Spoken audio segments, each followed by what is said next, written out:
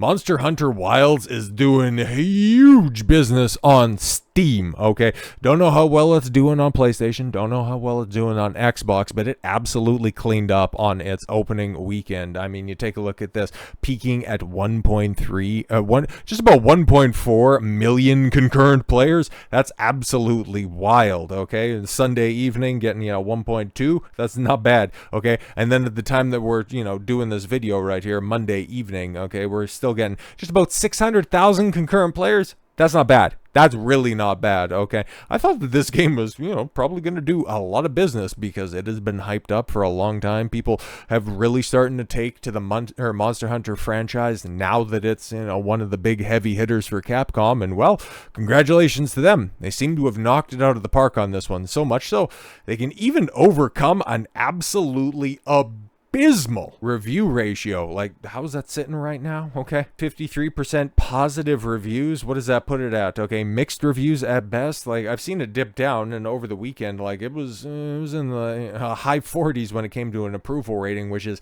not great at all. And this is a crazy situation where you see such a high number of concurrent players and such a mixed response. And that's about the nicest way that we can put it. A mixed response when it comes to the reviews. And no, this isn't like a critic and a user ratio being completely out of mix. This is users coming across with the general sentiment that this game, absolute banger. The gameplay is amazing. It's just the port itself, well, it leaves a little bit less to be desired. But this is one of these weird situations where we can talk about a game and it not having a bunch of goofy ass modern day-isms in it. Okay, we can just simply point and laugh at the freaks that lost on this one, because there are some people who are just wondering why there's no pronoun option and they don't recognize the they-them designation. Oh, it's because Capcom likes to make money and they want to put their games out on the widest platforms possible. And they want to just get them in as many hands as are willing. It's a very strange business practice that we're also going to delve into later this week, because the same people that are pointing at this and laughing at the freaks that are out there going, oh, why is there not a pronoun option, don't also understand that Capcom, by applying this whole universal approach to their releases, are trying to make games for, don't take this the wrong way, okay? And this might be a charged word, but a global audience. They just realize that, yeah, if they put in all of these divisive politics and all of these freak show niche issues, you're going to end up severely undercutting your bottom line. So they aren't doing that stuff. And outside of, just a couple of people on like a Steam forum. Oh, yes. First of all, this isn't a clown bait post nor an LGBT hate post. I'm genuinely interested in what triggers this choice. Does anyone remember what dictates the pronouns that you're assigned? Oh, yes, during cutscenes. Yeah, if you're a man or a woman, there you go. Okay, and then you get referred to as a he or a she, respectively. There you go. Simple as the way that the world has operated for a millennia prior to that as well. And only within the past couple of years, for a couple of fringe games that ended up flopping on their face, has this become an issue. I can't even point. Like, what is one successful game that is out there, okay, that has stood the test of time, that has included that shit, that ended up surviving longer than a month or two? Like, there isn't one example, or at least not one that immediately springs to mind. And I guess that kind of answers its own question. But going back to the disparate response in the reviews, okay, and it's not like this is, a fringe amount of people reviewing the product, 102,000 reviews. I mean, there's a lot of people chiming in on this. And what are they talking about? The incredibly poor performance of the port. Okay, this is the type of stuff that you're getting, this absolute nightmare fuel that doesn't look out of place on the PS1, and PS2 is what's being referenced here. But bro, I mean, like, come on, man, this is tough. Okay, is Monster Hunter Wilds borked PC performance because of a spelling error in the game's config files? Probably not. The fact that can be an earnest question being asked just kind of inspires another round of questioning. Who are the losers that these studios are hiring to work on this stuff? And I've talked about this before, and I'm going to continue to talk about it until it gets properly addressed. The reason that I've seen such a downturn in society, okay, just the furthering of ideas, the gestation of new dominant genres in several different mediums, is because the industrialization of art and creativity has stifled progress in the best sense of the term than any nefarious DEI ESG related policies could have ever hoped for. The moment that studios, okay, that creative jobs started to require a 2 or a 4 year degree, regardless of its application, was the moment that creativity died. You've seen it in gaming. You've seen it with the bloated budgets and the bloated credit reels for Hollywood productions, whether or not it's on the silver screen or the small screen. But sticking within gaming, how many people are learning at these game schools how to program on Unreal Engine, and the moment that they have to just veer off that path a little bit is the moment that their skills are exposed for the frauds that they are.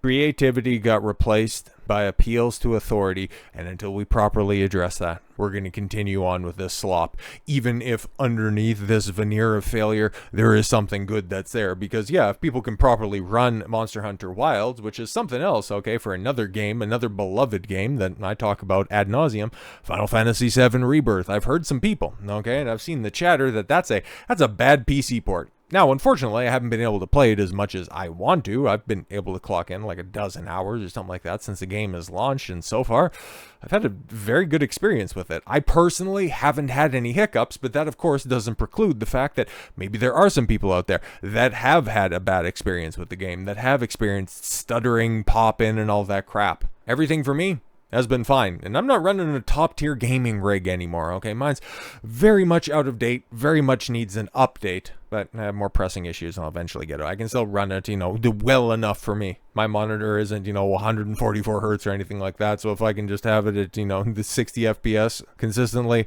I'm totally fine with that. But that's the same thing with this, okay? If you're somebody out there that's playing Monster Hunter Wilds and it's working great for you, well, that's fantastic. But that also doesn't preclude, a vast majority of the audience that is experiencing a very awful port. And so what is to be done about stuff like this? Because there has been this dichotomy, okay? This very pervasive binary thinking in gaming, and especially in recent years it has picked up. But it's voting with your wallet. It's, if there's any woke aspects to this, you make sure that you don't buy it, you don't support this stuff, you just go out there and you support your gotcha titty games, and that's the only thing that you're allowed to play, or whatever that gooning squad wants to go ahead and push. Now they're saying that you should boycott Monster Hunter Wilds because if Capcom can't put out a competent PC port, they don't deserve your money either. Now that's a conversation that I'm a little bit more split, because I'm somebody who's always going to err on the side of the empirical as opposed to the feelings and subjective side of the conversation. It's quantitative and objective every day of the week. And so rewarding companies with your hard-earned money, and they can just crap out something that is poorly optimized, that is clearly broken, and that they'll eventually fix it somewhere down the line. How do we go ahead and navigate that? And especially when you have the publisher come out and say that Monster Hunter Wilds developers, the developers have polished our game as much as possible, producer says, which might not be very reassuring from the PC players experiencing performance issues. And then, of course, you have the community managers coming out and going, have you tried unplugging it and plugging it back in?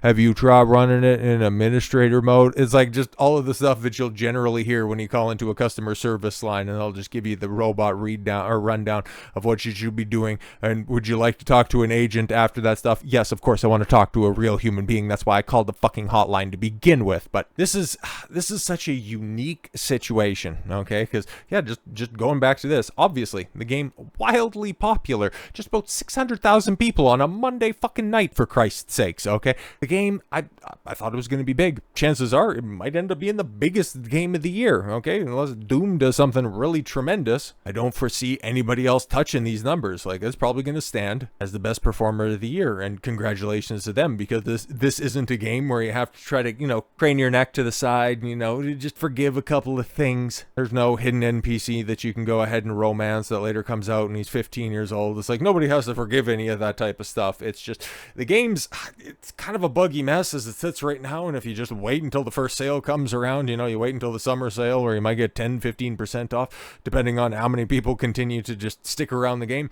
you might end up getting a much better experience when the first, DLC drops on it. But the conversation of rewarding companies who, like previously, last year as well, which I wasn't exactly familiar with this stuff, but they also point out, or rather I had a different article pulled up beforehand, but the Dragon's Dogma 2 PC port, that was apparently in a goofy situation, but I also don't recall too too many people upset with Street Fighter's PC port, but I would much rather be having these conversations as opposed to, oh, what constitutes a woke game? Because for most people, it's basically, if they can't pedestalize the main character, if she's not their idealized version of a woman, which is hilarious, they'll go ahead and rail against feminism. But then, as long as it's a strong, empowered female, but she's sexualized to there and back, they'll totally overlook, wafer-thin characterization and a completely laughable plot, empathetic copies of, a much more successful combat mechanics elsewhere, Oh, she's hot, therefore the game is good. Not talking about any games that, anybody would refer to as stellar, where you're going to wield a blade or something like that, and you get to listen to, stupid female yodeling music over the top of it. Oh, such a great soundtrack, a bunch of hacks. But instead, force these companies to live up to their expectations, and how you go ahead and pressure them into living up to their potential and putting out complete games. I suppose that's what reviews used to be designed to convey.